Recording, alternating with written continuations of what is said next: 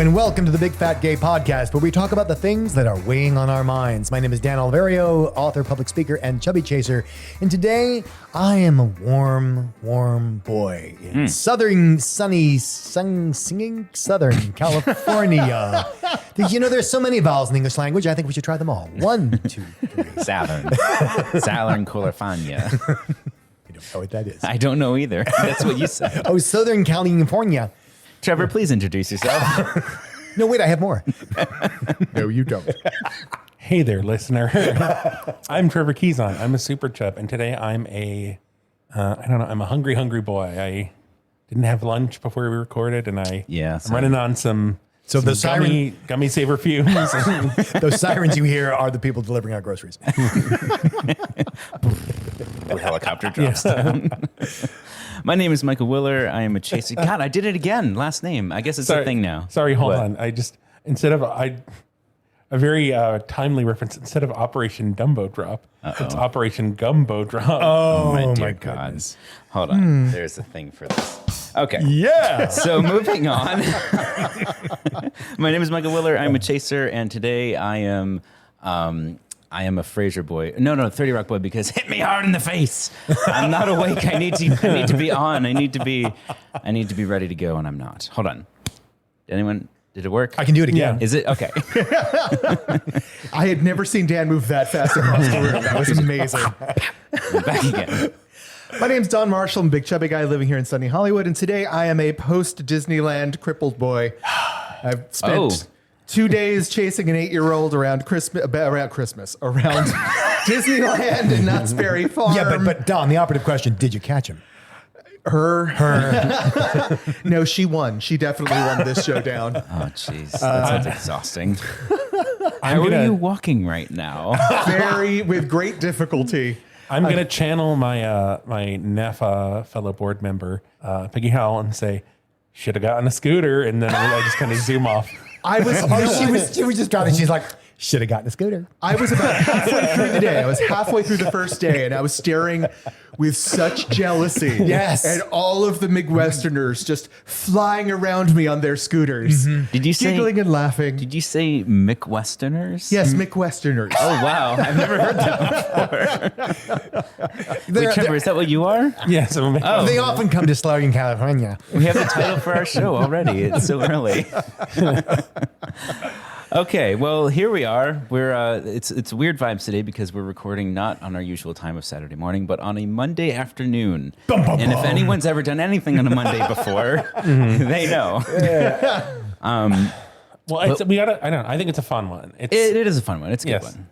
I guess if you forgot, listener, even though we said this last episode and I reminded y'all on social media, we were discussing Dead End Paranormal Park. Yes, today. A cartoon on Netflix that has an incredible range of diversity and representation, including a fat main character that we've all watched. I will admit, to some degree, I haven't finished the show yet. Michael! But I was out of town for 4 days. Oh my God! The musical episode. Did you see the musical episode yet? No, not yet. I will say the penultimate episode was so much better than I have seen from any children's cartoon. Like, straight up children's cartoon. Okay, let's wait. We'll get to that. The point of what I was saying is, like, if you haven't watched it yet, pause. We'll still be here. Go watch it. Go watch come it. back. Because we're going to spoil the hell out of it. We're spoiling the shit Spoil out of the this hell out of it. cartoon. Spoilers all over the place. But first, we got to bum you out with some pop culture. Oh, yeah, let's do that. What's terrible, Trevor? So there's a... Remember the 2000s? They're back! Rock and Marday. They still suck. So this was going around Twitter, and I thought it was appropriate to discuss. There was a clip from America's Next Top Model. I don't know what season this is. Who cares? But it's 2000s. We've said enough. It's America's Next Top Model. And it's Tyra and the judges discussing one of the models who is a plus model. A 2000s version of plus size model. She's like a size 6. Which means she actually has body fat somewhere on her body. Yeah. Yes. Well, I think it's a testament to how much standards have changed, even though it doesn't really seem like they've changed. Because I was watching this, I watched it twice. I watched it once this morning on silent because Michael was still asleep. And I was like, okay, this is weird. It sounds like it looks like they're kind of trashing her. You know, maybe they're talking about whatever her side, but she looks like a model. Like she just looks like a model, like a regular model. And when I listen to it with the volume, of course she's their plus size model, but it's just too bad that she's not plus size on the top and bottom. I just think it's so interesting that they keep ranting about how she's not marketable. That's the word they keep coming back to.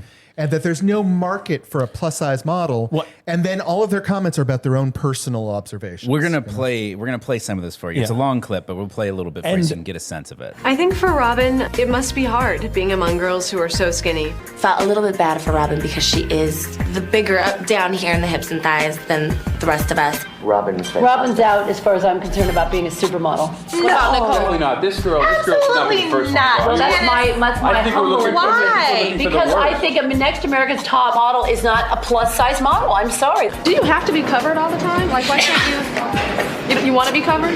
This is saying, oh, I've got hips, so I'm covering them up. Why are you crying, Robin? Talk to me. Why are you crying? Let's just call it as it is. Robin, first of all, is too old to be starting model. She's huge. She's not going to be a top model. She won't. That's the reality. She should work for a car toppling company. Robin, I don't know what she's doing in Paris. I don't have a market here for Robin. There's no market for plus sizes in France. Robin, you were supposed to have a nude photo shoot. We don't have a photo for you this week, and why is that? I didn't want to feel uncomfortable. My body is mine. I just didn't think that, that is what I needed to do in order to get ahead. I'm kind of disappointed that you didn't do it. I was sort of expecting this kind of, Botticelli image. I was sad that you just kind of didn't put yourself out there, representing women of a different size. She should be working at Avis. She is a full-figured black woman. In the end, Robin was asked to leave. It's just so... Yeah. I'm reflecting upon, there's a lot of millennials, I don't know, mid-millennial, whatever, reflecting on just wow, the 2000s were super fucked up. And I don't know, post... Well, they had a really good launching pad in the 90s. Yeah. Post 9/11, America just really loved dragging women and just destroying them. And but it's fine. That's just how things go. Yeah. Are you thinking of some of the sitcoms and sitcoms and even just everything with I am not a hashtag free Britney person. I mean I agree with it, but I'm not one of the that's a whole rabbit hole to go down. Yeah. I am not one of the people outside the Beverly Hills courthouse. And I think in going through the court case with the dissolvement of the conservatorship, there was a lot of reflecting on how poorly Britney Spears was treated. And just the whole thing of oh my God, look how fat she is when she came back for the 2007 VMAs. And it's she's just looks like a normal human being. But it was just so ingrained and hammered down. Look, she's so fat and disoriented and she can barely move. And it's no, she just is a normal human being. Do you remember the South Park episode that addressed that? Yes. They actually did a very interesting take on it where they basically took Britney Spears and then put her into the Wicker Man, where it's the entire world conspiring to hound and harass her until she destroys herself as a sacrifice to the elder gods for our own benefit in the future. That's prescient. That's exactly it. It was pretty on point. So for the model thing, to bring it back, I think to me it's helpful because it is, it's hard to kind of keep track of gradual change. And so looking back on something that wasn't that long ago, I guess, we're almost 20 years removed from this, 15 years. You can kind of look back not that far and go, shit, that wouldn't be acceptable today. I think the whole show wouldn't be acceptable. Imagine we're going to have a show where we judge women's bodies by how acceptable they are to put in magazines. That would never fly today. I mean, even a show that's still on the air? I don't think so. Next Top Model? I don't think it is. I don't know. Well, then I'm really wrong. But this kind of show, I mean, the thing I'm thinking of is Biggest Loser had to rewrite themselves. Yeah. And that alone says a lot. What they are saying, this is the version of what they felt comfortable saying on camera. Right. So imagine this is the edited version. Imagine how much worse this is now what would be said behind the scenes. Well, and by the same token, do you think people were editing for niceness? I don't think so. No, I think it might have been editing for conciseness. Yes. Like how much did they say that we just aren't even hearing? Yeah. Well, I mean, also keep in mind they're all in an industry that has been legendarily shitty to fat people, legendarily forever, and to women in general. But Yeah. So, but yeah, so it's for me, it's just helpful to kind of look back and go, at least we're not there anymore. No, and I think that's been acknowledged in the fatosphere, even that like it's not great, but it's definitely better. Yeah, it's definitely. I mean, it's something. It's something. Well, I'll get on a shirt, people. And I really love, and so thank you, Trevor, for how this really dovetails into our next piece. That I really love this A genius piece. at work. Well, no, I really love this piece because this is, set it up for us, Trevor, because I don't remember the source. So this is... It's in Teen Vogue. Teen Vogue, just which has been continuing to just knock it out of the park. Absolutely. On every level. Yeah. It's so weird. Their political coverage has continued to be really good. What the hell, Teen Vogue? You're making us all look bad. But Teen Vogue talking about the... I feel ancient talking about this. The Y2K fashion trend, which is basically 2000s fashion coming back. Do you remember the Y2K times? No, but the idea that the fashion is coming back, so if you maybe you even remember it if you're that old. And Wow. because this, so we just talked about the modeling at the time, the fashion at the time was very focused on like low rise, mid-drift, crop tops In a very limited range of sizes. And the Yes. idea was that it was, again, it goes along with the America's Top Model story because it was this era where fashion was designed and media was designed and everything was designed to be exclusionary of certain body types. So you had all the really new, slick, hot fashion was for a particular body type. And if you weren't that body type, you couldn't wear the clothes. I mean, it was the golden age of Tommy Hilfiger. Like that was their entire model was we want to be exclusive. We want to leave people out so that our stuff is more desirable. That they Abercrombie stated that Fitch. directly. Yeah, exactly. And as Dan has pointed out, the design is to tell you you're not, your body is wrong. You need to match our clothes to fit in. And here's all of the different ways that you can abuse your body to try and get to that point. Yes, Here's how exactly. you lose the weight. That Here's was what how I you get loved fit. about that article is it really did go into how it was just a full blitz on your own self-image. It was the ultimate cross media. Yeah. Yeah, that was impressive. Yeah. Oh, you can't fit in the clothes. You should buy this diet aid. It was great. But the here's point, yes, So the get to the point. point. So the point is the point of this was. So the author is saying yes, those were terrible, horrible times, and people have been disparaging that this fashion is coming back. But what the author says is Emily Zarimas. What she says is that they're coming back in different sizes, and so that it's not exclusionary. And in fact, if anything, it's sort of celebrating because, you can wear these low-rise jeans, but without the like size 2 body or the size 30 waist. And it was really wonderful that she's saying, it's not terrible. It's actually really great. It's a way of celebrating everyone's body in any fashion. And she writes this article in response to a tweet by Amanda Richards, who said, do not talk to me about Y2K. But for anybody who's too young to know, Y2K is year 2000. I feel old having to translate that for you, but it just takes you back to that era. We were using Roman numerals then. That's the why. And she says, do not talk to me about the year Y2K revival unless you're willing to admit you're nostalgic for a time when fat people were not allowed to have clothes. Sure, it seems like fun and games now, but the reality is that Y2K fashion was all about scanning DeadEndia's catalog. I don't know how to say that. Delia's catalog, and then feeling like shit for approximately 10 to 15 years, which is not inaccurate. But the point is like, well, now that we're here. Yeah, so the author is responding to that. She's responding to that and saying like, we can reclaim this. Yeah. And the article has a full photo spread of fat bodies in Y2K fashion, which many photos. At least a dozen. Yeah. And all of them, there's good diversity in there. There's some men in there. It's lots of women. And they're all like, it feels like the times, like it feels like Y2K, like they've got like the wide angle lens, like looking up at the camera and like the Y2K fashion is. I like that it's like eventually it got its footing, and I like that like the revival is like a very concise version. Rewatching old shows, you can immediately tell when we pass into the 2000s because the clothing becomes unhinged in like 2000 and 2001, where it's like pleather, feathers, glitter, and like it's just lime green eyeshadow. Yes, just like anything. We're Anything, throwing please, stuff God, at the wall. anything. Yeah. Throwing stuff at the wall and see what sticks. I like how she puts this at the end of her article. It's because this is an approach that I just appreciate about a lot of things. If you're trying to work on what hurts rather than just wallow in it. She says, I'd like to think that we are now in a time of acknowledging our past traumas and then reclaiming them on our own terms as a form of self-therapy. Like that. I love that. Is fantastic. It's fantastic. And it's not always doable, at least in that moment, but it can be. Like it always can be. Yay. Yeah. Yay. And go Teen Vogue. Extra yay. And go Teen Vogue. And we're Teen Vogue. We got a 2 for this week. Scooty.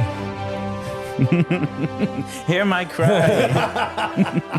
It's Fat Watch. It is. It's 2022. We're not 2002. Don't want to go back there personally. Thank God. But it's another piece from Teen Vogue. It is from their Summer Bodies. So it's kind of a part of the features they've been doing, which we featured a couple of for Summer Bodies.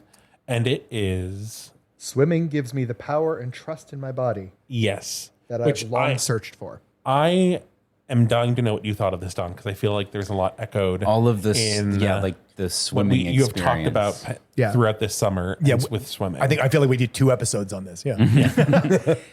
I mean, reading this, I feel like I'm actually the wrong audience for this because I was reading this going like, duh. Like I knew this, I lived this. Yeah, like all of this was just so blatantly obvious to me. That so why don't we should tell listeners like what are we talking about? Basically, in a world where you are forced to exercise and exercise feels like a punishment, right? And I love that. Like I think that's a quote almost. Yeah, well, I have the punishment for being fat is exercise. Yeah, I went to the gym religiously for 4 years, and I hated every single visit. I hated it. But swimming has always been a joy for me. It is freeing, and it's not just for the exercise aspect of it, which is great. But that was never the thing I was enjoying about swimming. The thing I was enjoying about swimming was the activity of it, the freedom of it, the release. And, like I don't feel like I'm a graceful person outside of water. Which is one of the points the author makes. Yeah, exactly. Put me in water and I am a fucking dolphin. Like I am great. My body is built for water right down to the goddamn paddles strapped to the bottom of my legs. So for me, reading this article was just everything she says in there is a no-brainer. What did you guys think of it? I actually like that it was, again, the idea that if you're a thin person, exercise is something you should do. If you're a fat person, exercise is the punishment for having the body you have. Yes. Right. And that was really great. And how she turns that into, not the swimming of laps, but just the experience of the body in the water and the experience of being at peace with and enjoying one's body. She also shares an exact experience that I have shared of going to the ocean and just literally swimming towards the horizon, right? And swimming, turning around and seeing the land so far away from you. And like for me, there was no fear to that. It was a beautiful moment of, this is what I can achieve. It was a dumb moment. I'm not going to pretend that you should do this. You shouldn't. That was really stupid. There are these things called riptides where I could have never been found again. But the experience of it, I don't regret.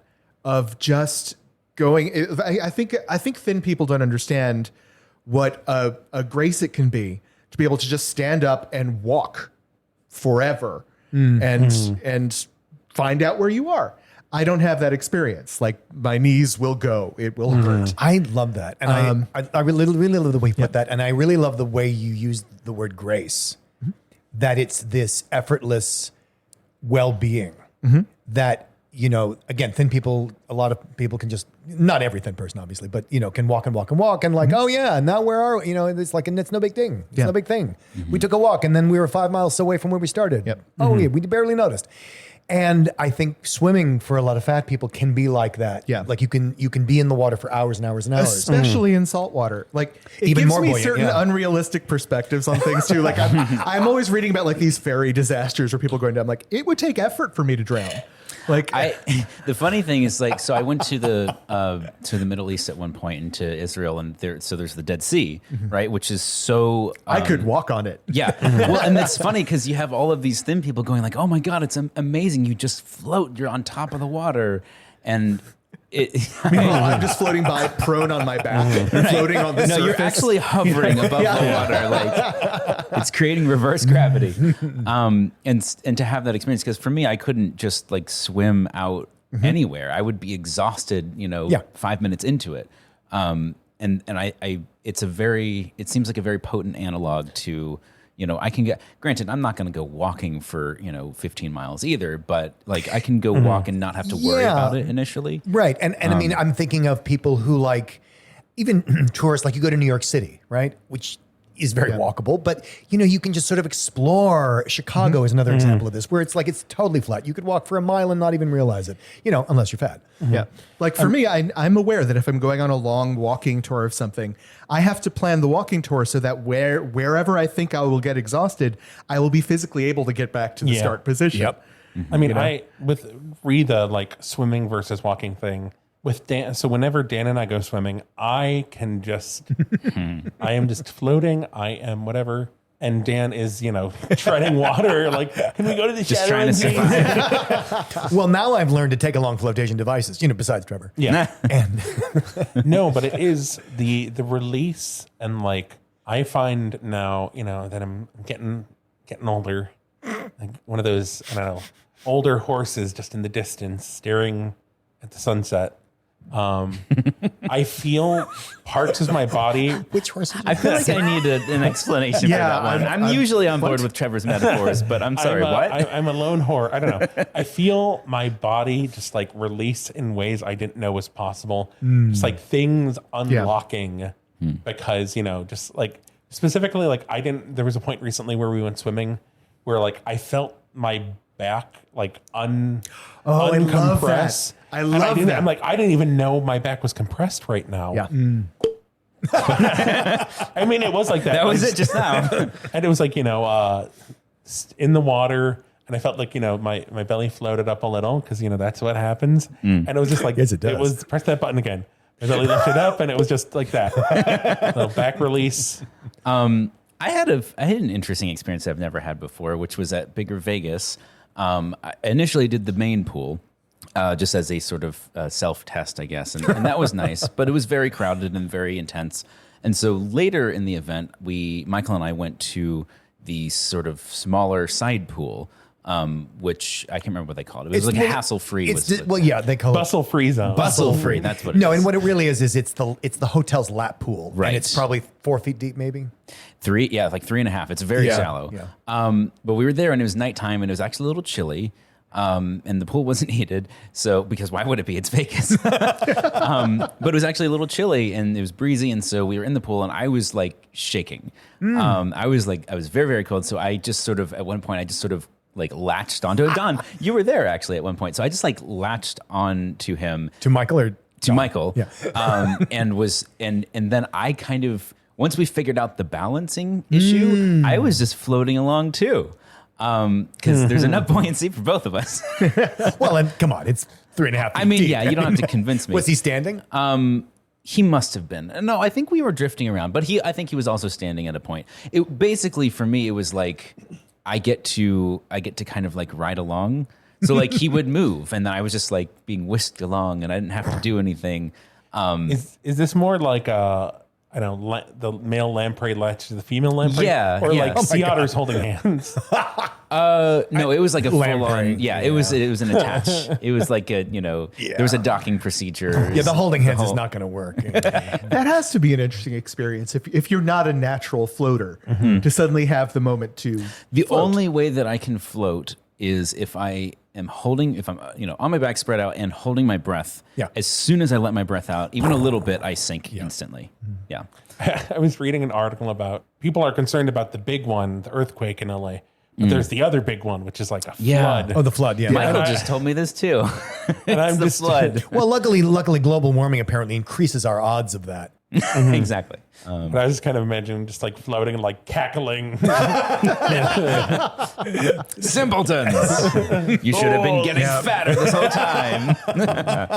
Anyway, I guess to wrap this up, the article's author, Emma Spector, talks about her personal journey with exercise and body dysmorphia and eating disorders and her struggle with that, and essentially swimming being the solution for many of these problems. Even if she still struggles with them, she said specifically, now I don't hate my body. There's always a struggle, but this has been a key to a lock that I didn't think I would ever find. And the key, not the lock. And she is so blunt in the personal anecdotes that it's a phenomenal read. It's really, really powerful. In Teen Vogue also, in case we hadn't said that already. We should say that a lot more. Teen Vogue knocking it out of the park once again. Well, I think we're ready to transition into the main topic for the day. Yes. Oh my God. So, Trevor, you are the one who introduced us to this. Do you want to give us an introduction to Dead End Paranormal Park? Yes. So this is a Netflix adaptation of the graphic novel by Hamish Steele, which the graphic novel is called DeadEndia. I believe he is Scottish. Oh, really? English. I don't know if he's English or Scottish. Fat, gay, wonderful. I feel like a lot of people probably follow on Twitter because he does other fat art stuff. But it is the story of Barney. Yeah, Barney. Barney, older than 16, but I think still I think he's probably later high school age. He's young enough to have a job at a theme park. Yes. A fat trans man, gay, who is dealing with some family conflict, gets a job over the summer at a theme park, Phoenix. Is it Phoenix? Yes, it's Phoenix Land. It's Phoenix. But the point of the theme park is that it's sort of a mashup of Disneyland and Dollywood. Yes. And Knott's Berry Farm. Dollywood was what came to mind first. Yeah, well, because it's for obvious reasons. It's based, because the I don't know, the presiding image of the theme park is this actress singer Pauline Phoenix. Who I admit for the first few episodes I thought was supposed to be a drag queen. Well, I wasn't sure either. I don't think the character is supposed to be a drag queen, but she is voiced by a drag queen. Coco Peru, whom I adore. Yes. I adore Coco Peru. So Barney gets a job at this theme park. He brings along his pug and Pugsley. Pugsley, and he is initially competing for a job with a classmate, Norma, who is implied to be neurodivergent. I don't know if that's what I wanted to ask. She suffers from anxiety disorder. Certainly anxiety. But I think it's also, I don't know if it's in the graphic novel because I was reading about the show versus the graphic novel. And I think it is confirmed, and maybe in the graphic novel, that she's autistic.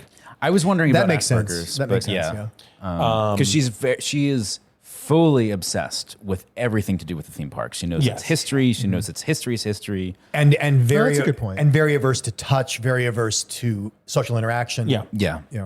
But so Barney, Norma, and Pugsley get drawn into these disappearances tied to the theme park. Yeah. Lots of paranormal events and hauntings and demons and which the first episode there is a demon who comes back who is looking for a flesh vessel.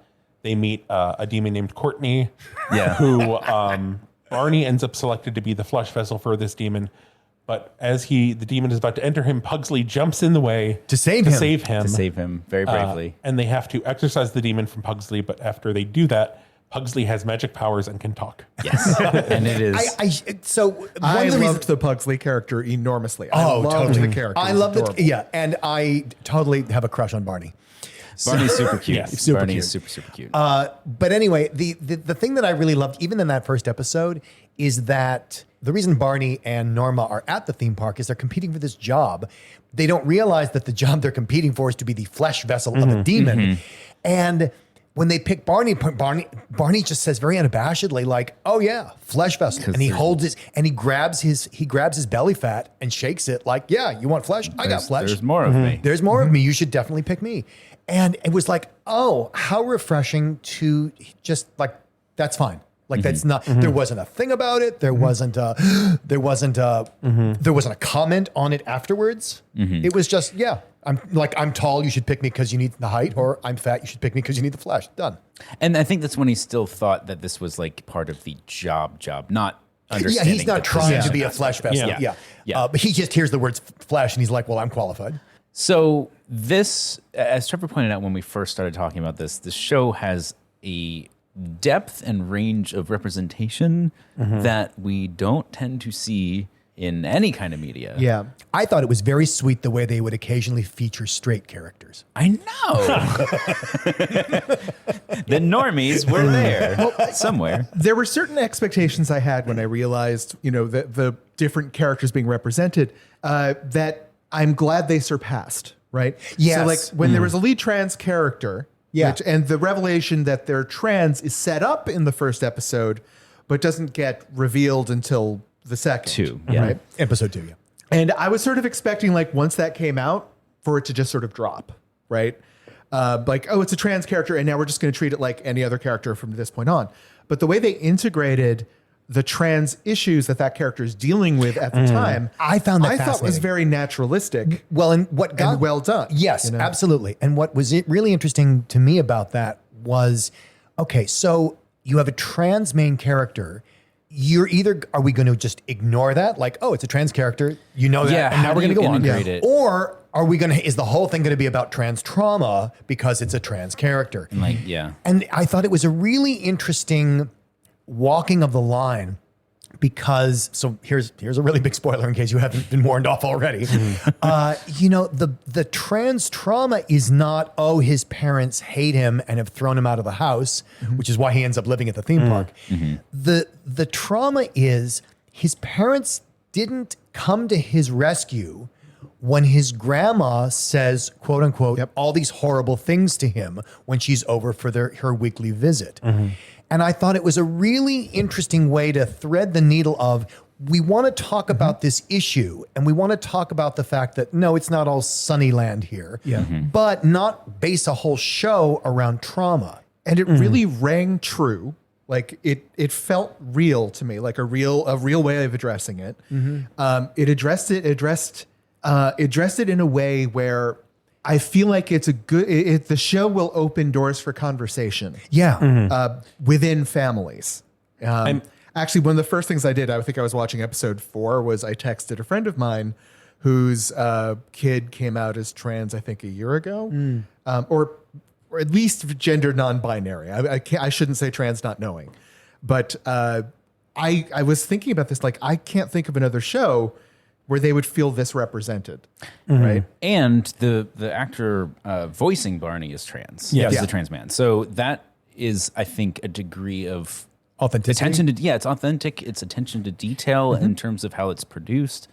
So one thing that was a change from the graphic novel was the character of Courtney in the graphic novel uses they, them pronouns and is non-binary because they are this demon being. And in the show, Courtney uses she, her pronouns, and the idea behind that was when they were casting the role, they're like, we're doing gender blind casting and we're going to use whatever pronouns the actor we hire uses. Oh, I didn't know that. Oh, interesting. And they ended up using a female actress who uses she, her pronouns. There's an integration in the process. Yes. That was interesting because I didn't identify the character as she, her until she was labeled that way. Yeah. Same. My default was he, him. Because of the tone of voice, because of the energy. Yeah. It is a voice. And so you don't necessarily have an inclination of who's doing the voice until you hear, I guess, what Trevor said. But again, it's one of those things where, like, when I realized the gender labeling used in the show, it actually made me start thinking about it a little more actively, which I thought was a beneficial thing. Yeah. Like, that was good. Something from the show. Once again, this is spoilers, but if you're still listening, you've either watched it or you want to never stop spoilers. So there's the moment where I think it's episode 5 or 6 where there is Barney's family has discovered he's living in the theme park. He's agreed to have lunch with them. Oh, because he's been hiding from them. That's what I was going to say, just to set that up a little bit. I loved how they used the sort of conflict in his storyline to put him in the theme park, because he is not wanting to go home because of all the conflict that he's having to deal with, and he's trying to avoid it by living at the theme park. Yeah, and it's sort of this mushy transition that I like, where he's there. He initially just goes for a job interview, and then he kind of gets the job. There's more to say there, but he kind of gets the job, and then he's like, "But I don't." And then at the end of the episode, he's like, "But I don't want to go home." Yeah, and we find out later he's got this brilliant line. His parents say, like, you know, why won't you come home? And he says something like, "Well, I will when you make it a home." Yeah, and it's not that they don't accept him; it's that they haven't defended him. But go ahead, Trevor. You were making a different point. And so there's there's that conflict, and his dad says, "We accepted you. Isn't that enough?" Yeah. And Barney says, "That's the bare minimum." Yeah. For a parent to accept their child. Yes. Yeah. That scene was being discussed a lot on Twitter when the show was, when it first came out and people were binge watching it. And I think it's such an interesting thing, because there were people who aren't really involved, like who are, I don't know, I'm just maybe just cis or, cis straight white people who are like, well, I think that's kind of not fair to his parents. Jesus and Christ. The just not getting it. And I think it's such a good explanation of kind of like allyship and activism, where when you are, accepting of something, but you are still present and compliant in harassment. Yeah. So my cousin deals with this, actually. I have a very, very liberal family, extremely liberal family, like politically, socially, all of those things. Extended family, I should say. But when he comes out as, I think initially, he's had a lot of struggles and a lot of trying to figure out who he is, and there's a whole thing there. But I think initially came out as gay, and then there was some wavering back and forth. And basically what it amounted to was like, we have these beliefs, but now that it affects us directly, it's a lot harder. And I think there's a certain degree of grace that you can choose to give as far as having people deal with something that is a change from what they understood. But that's it. Like, then you figure it out, you accept, you love, you defend, then you move on. And, expecting someone to just flip on a dime from something that they didn't necessarily understand initially, that's a lot. But then you have to do the work. And I think this is the point that Barney is making, is like, that's the bare minimum. I'm not, like accepting your kid is a bare minimum. Well, it's also interesting for me, because I was thinking, like, the parents come from a different generation where you were told, like, accepting your kid was the right thing to do back in the 90s, right? In the 80s. That was the earliest sort of gay mass media stuff. So I feel like there are a lot of people out there who do regard themselves as allies, but haven't thought much about it since 20 years ago. Well, and it's, what we're talking about is the bar. Like, how low is the bar? Yeah. And this idea that, because I'm thinking too, I see this everywhere. You see it with, all right, let's take with parents. Like, we are amazing parents. We don't even have a problem with our kid who is gay. Yeah. We don't even have a problem with our kid. That's how great we are, because that's the low bar. Or the idea of like, he is so great as a husband. I think one time he did laundry. Wow. Yeah. And one time he looked after the kid all day on a Saturday. That hero. And the bar if you go back to the 1950s and 1960s, that's a high bar. Well, okay, but now let's bring it into our community, where this idea of like, a lot of chasers love fat guys. But, having a super chub in your life as a partner, the world is going to change for you. And it's like, oh, how great. He doesn't even have a problem dating fat people. Yeah. But how, step the fuck up. And the idea of like, the bar is so low, like he even dates people who are fat. And I've had this turned on me where some normie out in the world is like, wow, it's so great that you date fat guys. Like, you don't even care. I was like, what a sword to fall on. Repeatedly. And that infuriates me. And so I turned to the woman at the time and I said, like, no, I date fat guys because they're hot. Don't give me the pity routine. But that's the idea, that the bar is so low that not having a shit fit about it deserves a medal. Right. Yeah. Right. And again, like, you know, I get this because like with my interactions with my mom, I feel it's very similar. Like she has stopped telling me that I'm consigned to hell, right? And I'm sure that makes her a great mom now. For her, she's like, what more do you want from me? Exactly. I spared you from hell by my decree because, you know, she's in charge of hell, apparently. Oh, no, she still thinks I'm going to hell. She just doesn't bring it up. Oh, you know? that is sweet. That is really sweet. What a gesture. That's being supportive. You know? Well, and that's sort of what Barney's going through in the show is like you say you're supportive, but your actions belie something else. Or belie that. Yeah. I want to talk about Logs. So Logs is the love interest for Barney, who he is like the safety inspector for the park. Hunky safety inspector. And he is. And Barney is very nervous about interacting with him. There's an episode which was excruciating for Dan because Dan hates misunderstanding. The only thing I hate body more than swap plots. the only thing, so what? All the worst things in one episode hit at the same time: body swapping, misunderstanding, and awkward humor. I think I skipped through some of that episode too because I hate cringe. Yeah, the episode. I was cringing. So the episode it's called 22 Minutes, and there's a new there's a ride reopening in the park, and Barney is waiting with Logs, but he's so nervous that Courtney Pugsley and Norma all decide to try to help him by basically going into his body and controlling him, and they keeps switching around. And then there's a point where no one's in Barney's body, and he just kind of falls over comatose onto Logs, like drooling on his shoulder. Which I will admit has been me online for some rides in the past. And it's this kind of like tunnel of love ride, and then they finally get to the end. Barney gets back in his body and talks about like, oh, I'm so sorry how I was behaving. I was, weirdness. And is like, oh, I'm just so nervous. And ends up not getting on the little tunnel of love with him. But they end up having, has all these encounters with Logs, is nervous, and then gets a musical number in the penultimate episode, which is a musical episode.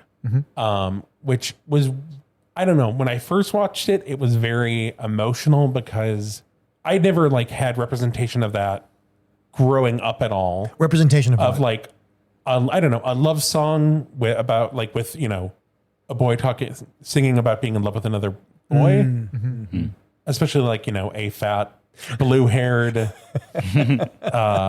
spooky boy with a talking dog. The character is very Trevor. Very Trevor. This show is so my shit. Like, it is like if Pugsley had just been a bulldog, they would have. Yeah, instead of what, a pug? Pug. They missed that. They're so different. What were your feels about the little romance? So when I first started watching, I said it early in the show, I didn't get a chance to finish it, so there's a failure on my part. However, when I first started watching it, I've seen the first 2 episodes, and so Trevor hadn't briefed me really on anything, just that it had a lot of representation and I should watch it. It's like, all right, I'm going to watch it. And immediately was captivated by how lifelike the characters felt. Like you're watching a cartoon, right? Yeah. And a lot of times cartoons, in an effort to get humor, they make everything ridiculous. And in making things ridiculous, it's like a sitcom that kind of is later in its years, and they try and just make everything too over the top, and then you lose the relatability. You lose the humanity because it's ridiculous. You don't buy in. Right. The characters feel like caricatures. And I think with a cartoon, it's very easy to do that. And this show felt so immediately relatable. I think that's the dialogue. Yeah, it's the dialogue. What was working for me, which is why I'll obviously go back and finish it. I was out of town for 4 days, but I'll go back and finish it because the love story that was developing was so not what I have ever seen before, that it was, as soon as they had that start, which I think was in episode 2, when they did the costume characters, right? They also introduced the character of Logs, where as soon as that happened and Barney started getting like the fluttery, jittery feels, I was like, oh my God, like we're going to get to see this play out. And that, I don't know. I feel like I've never seen that before. Well, and what I also loved was, okay, so our main character, Barney, is fat and he's crushing on the hunky guy. And there was never at all any idea like, oh, he'll never get him. You know what it is? Yes, that's it. I was trying to figure out how to exactly put this in. That's it, which is that I knew as I was watching the show that I could trust the show to pay it off without sliming me. Like you're watching the show and you just know that you're going to get an actual story and an actual payoff that is not going to like trigger you. And so you go in with this trust of the creators and of the characters to handle it properly, which is not like you go into basically any other kind of thing. And let's say they set up the exact same situation, but you haven't heard what the story's about or whatever. And maybe the first episode is kind of dicey and there's some fat jokes and whatever. And you're like, I don't know how this is going to go. Like, I mean, can you imagine if like, this week on Friends, Ross dates a plus size woman. Right. Like, that's going to be horrible. You just know that's it's going to be. And you'll never see her again. And you'll never see her again. Yeah. And it will end in either a poignant up moment or a poignant down moment, but it will end. And so it felt like a safe space to experience that story, which going in, like you might know that after the end of watching some other thing where by the end of it, you're like, oh yeah, that was okay. It was okay. They handled it okay.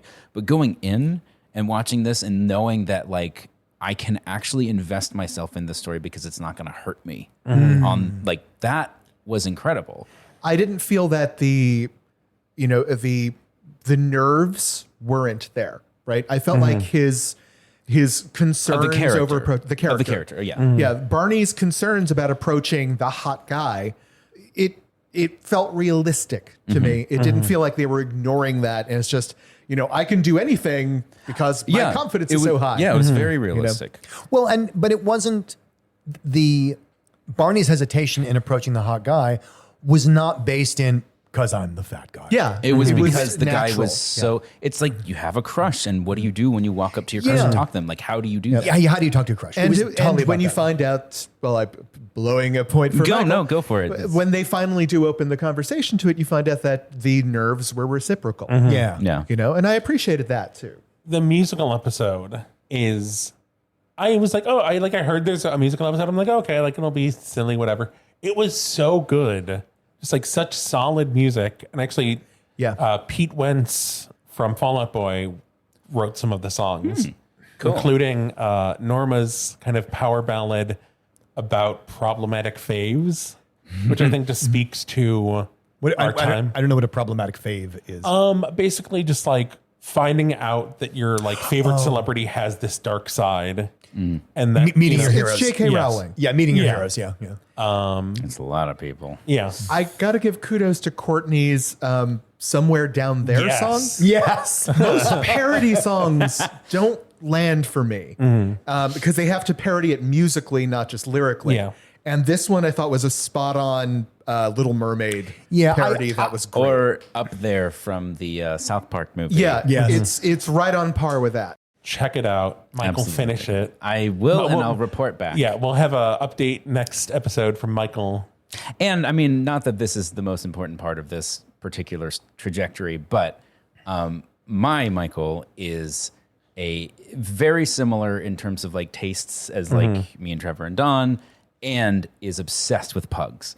And so when I told him there's a pug who gets demonically possessed and then learns how to talk afterwards, he was like, why are we not watching this right now? Let's go. And he has a little good boy hat. He has a good boy hat, which is a fez. A little fez. The hat was awesome. The hat. No, they use the hat multiple use the hat. times. Well, and I love like it's his good boy hat. Yes. Okay. We'll wrap it up there. Good boy hat. No tip this week. No tip this week. Okay. Don, we do have a bit. Oh, yeah. Since we were diving into a cartoon that seems to be doing so many firsts in such excellent ways, I thought I would dive back into cartoon characters that were firsts. Okay. So now all of these deal with various LGTB characters throughout the history of cartoons. Okay. Or allied. Is this going to be Bugs Bunny in a dress? But they're all about, they're all referring to American cartoons. And I'm doing my best to avoid queer-coded characters, because if you include queer-coded characters, that gets dicey. It gets really muddy as to where some of the firsts were. Every Disney villain. Yeah. So let's start this off. Who is hailed as the first featured drag queen cartoon character, meaning cross-dressing but not portrayed as specifically gay? Bugs Bunny. 1, Bugs Bunny. 2, Betty Boop. 3, Mickey Mouse. Or 4, Daffy Duck. Bugs Bunny. I mean, Bugs Bunny famously, but I'm just trying to think if any of the others had done it, because he didn't come along When did Bugs Bunny come The along? Does anyone 40s, know? early 50s. Yeah. I mean, there's a very old Yeah. Bugs Bunny that doesn't really look like Bugs Bunny. Mm-hmm. But Betty Boop. That's early. That's early. That's very early. Yeah. But Betty don't know Boop in in a drag- tux. I'm just in a sitting tux. here but looking I'm- innocent. Oh, as we I can discuss it. I can see Betty Boop doing like a Marlena Dietrich thing in a tuxedo. Or I like can a little imagine that. mustache. I honestly, I have no idea. I'm gonna I don't know the answer I to think this. it's so Bugs Bunny, but I'm going to go with gonna- Betty Boop because I feel like, you're taking a risk. yeah, 'cause I Okay. can see. I'm going to go a totally different direction and say Mickey Mouse. Okay. Okay. Dan? I'm going to go with Betty Boop because Trevor's always right. And because I think that would fly under the radar with the Marlena Dietrich thing. And Sure. Blue Yeah. Angel. And Okay. So we got 2 for Betty Boop and 1 for Mickey Mouse. The correct answer is, in fact, of course, Bugs Bunny. God damn it. I had to show talked Betty Boop, ourselves and that out was of the it. only thing I could think of that might distract people from Bugs Bunny. Well, it worked. Because she's such a drag queen-esque character. Yeah. Bugs Bunny premiered in 1945, A Wild Hare. And there's actually a lot of stuff out there about the animators talking about why they use drag, how drag was taken by the audiences and everything. Yeah, totally different. And there's actually like a scholarly debate as to whether. So Bugs Bunny kisses Elmer Fudd Yes. and his opponents a lot over the course of his run. And there's a lot of discussion out there as to whether that's homophobic or subversive. Interesting. In that he is using homosexual sexuality to shame somebody. Yeah. That's the argument for homophobia, but the other ones is kind of obvious, I think. But anyway, moving on. Question 2. Which movie featured the first Disney gay cartoon married couple? Married. Gay cartoon married. 1. Thor Ragnarok. 2. Frozen. 3. Zootopia. Or 4. Monsters, Inc. Oh, man. What? For some reason, I think it's Monsters, Inc. I will say right off the bat that each of the movies mentioned are firsts in their own way for LGBT representation in Disney movies. I'm going to go with Monsters, Inc. for no really good reason. I'm going to say Zootopia. Okay. Married. See, the married. Yeah, is married is throwing the me. part that. Oh, yeah. Yep. Married is the keyword here. Then maybe Zootopia. I'm gonna say Frozen. Okay. Okay. Because Let it go. I'm gonna say Frozen because I know it's a really gay movie. Let it go. All right. So we got 1 for sorry, you said Frozen? Yeah. Yes, 1 for Frozen and 2 for Zootopia. Yeah. The correct answer is in fact Zootopia. Extra points if you guys can figure out which characters it was. I do not remember that. This is obscure. Oh, is it one of the? Is it at the farm, like the pie stand? It is not. So in Zootopia, the first gay married couple are very obscure characters. Bucky and Pronk Oryx and Antlerson. They are the neighbors of the bunny. Of course they are. That stop by at one point. And like they're super noisy and they annoy her when she's living in her town, apartment. in her apartment. In her apartment. Right. Yeah, I can remember this. The only reason why people know that they're a gay couple is because in the credits they are listed as Bucky and Pronk Oryx Antlerson. Like the same. It's a hyphenated last name. Their hyphenated last name. Interesting. So- That's very Disney, though. Yep. It's there, but it's not there. All right. Question 3. According to Wikipedia, which American cartoon show featured the first trans character? 1. Dexter's Laboratory. 2. Rocko's Modern Life. 3. Futurama. Or 4. The Simpsons. Okay, hold on. I feel like this might be a trick question. Is this? Well, because Trevor knows every episode of The Simpsons. Well, I know I'm every asking episode which of was the Futurama. first.